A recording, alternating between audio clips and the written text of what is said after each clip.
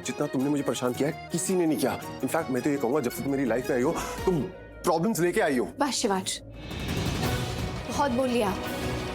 कम से कम मुझ पे ऐसा इल्जाम तो मत लगाइए जो मैंने कभी किया ही ना। मैं इल्जाम नहीं लगा रहा हूँ, तुम्हें सच बता रहा हूँ, तुम्हें सच का आईना दिखा रहा हूँ। शिवांश, शायद मुझे यहाँ देखकर आपको खुशी नहीं हुई। हाँ, तुम्हारा ये रूप देख के मुझे अच्छा नहीं लग रहा है। शायद आप मुझसे गुस्सा है।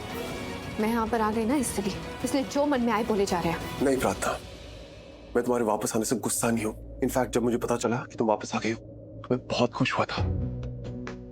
पागलों की तरह भागता हुआ आया था कि तुम्हें एक बार देख सकूं। जो मैंने देखा उसमें देखता ही रह गया, क्योंकि जो वापस आई थी वो मेरी प्रार्थना नहीं थी, वो तो कोई और थी।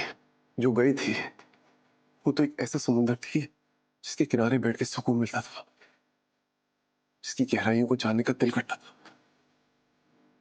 लेकिन जो वापस आई वो तो एक तूफान है, एक ऐसा तूफान जिसने मेरी जिंदगी को तहस नहस कर दिया है। बड़ी अजीब बात है शिवांश। अभी आपने कहा कि मैं वो समंदर हूँ, मेरे किनारे बैठना आपको अच्छा लगता था। पर आप ही बताइए, समंदर के किनारे पे बैठकर क्या आप समुद्र की गहराई नाप सकते हैं? मेरी आंखों में देख के मेरे दिल की गहराई नाप सकते हैं? कोशिश की लेकिन नहीं कर पाया। आंखों पे तुम्हारी अच्छाई का पर्दा था, शायद उस पर्दे की वजह से वो नहीं देख पाया जो तुम असल में हो। मैं सच में क्या हूँ क्या नहीं, ये आप ना तब समझ पाए थे और ना अब समझ रहे। मैं नहीं समझ सका, तुम समझाती थी, क्यों नहीं समझाया? कैसे समझाती?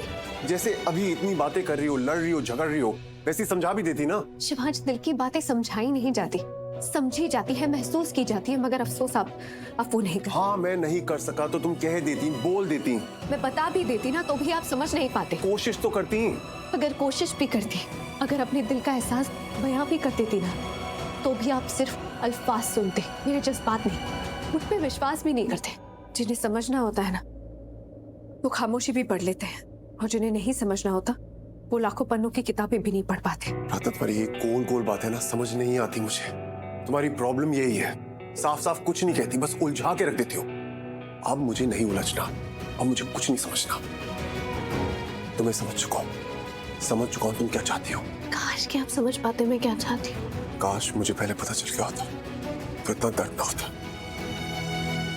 तुम क्या जानो दर्द क्या होता है, जो सिर्फ सहने वाला जानता है।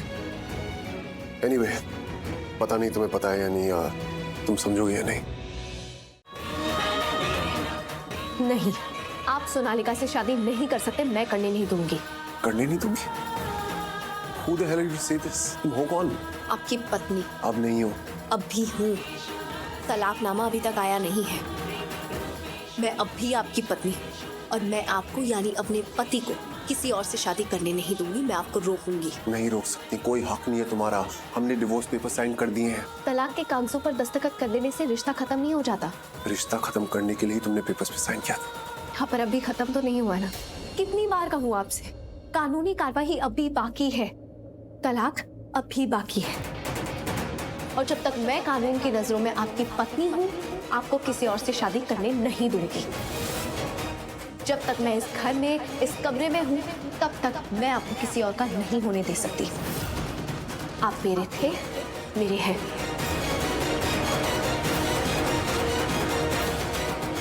अब तो ऐसे जता रही हो जैसे बहुत गहरा रिश्ता हो हमारा। दिखा नहीं रही हूँ, रिश्ता तो है और मेरा आप पे हक भी है, तो हक तो मैं जताऊंगी और आप मुझे रोक भी नहीं सकते। तुम भी मुझे रोक नहीं सकती। मैं अपनी जिंदगी अपनी मर्जी से जीऊंगा। माई लाइफ माई रूल, समझी? आप मुझे चाहे या ना चाहे, लेकिन मैं आपकी पत्नी हूँ। मैं जो चाहूंगी आप वही करेंगे, और जो मुझे अच्छा नहीं लगेगा ना वो आप नहीं करूंगा। जो तुम्हें अच्छा नहीं लगेगा वही करूंगा, जो तुम बोलोगी वो बिल्कुल नहीं करूंगा। करना पड़ेगा।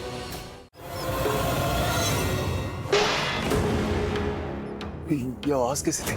क्या? हाँ? क्या हुआ?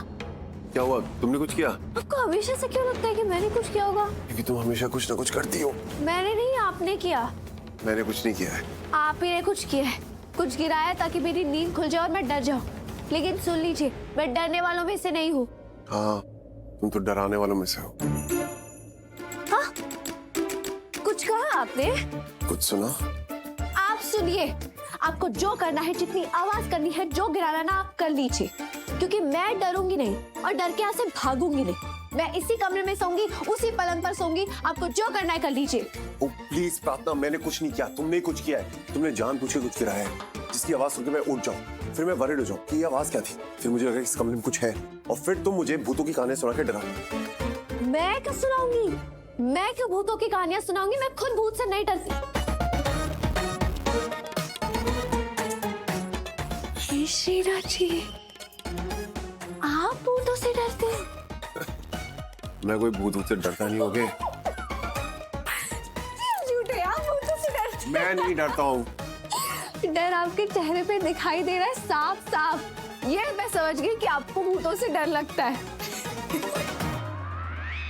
हे भगवान, इतना बड़ा आदमी जिसे देख के अच्छे अच्छे लग जाए, उनको भूतों से डर कमाल हो गया। मैंने कभी सोचा भी नहीं था कि आप जब मुझे अपनी आंखों से घूर घूर के डराते हैं, आपको खुद भूतों से डर। तुम्हें कहता बहुत हो गया, बस तुमने बहुत बोल दिया। मैंने कहा ना मैं डरता नहीं हूँ। हम डरते तो है, आपको भूतों से डर लगता है, ये साफ पता चल गया है मुझे। अच्छा एक बात बताइए, जब भी आपको भूतों से डर लगता है, आप कहाँ जाके छिपते हैं? अच्छा, अगर भूतों से डर लगता होगा तो भूतनियों से भी लगता होगा ना? वो चुड़ैल, क्या कहते हैं उसे? चुड़ैल, और क्या होती है वो उल्टे पैर वाली? मुझसे तो डर लगता होगा। शिवांश, मैं आपको नहीं छोड़ूंगी।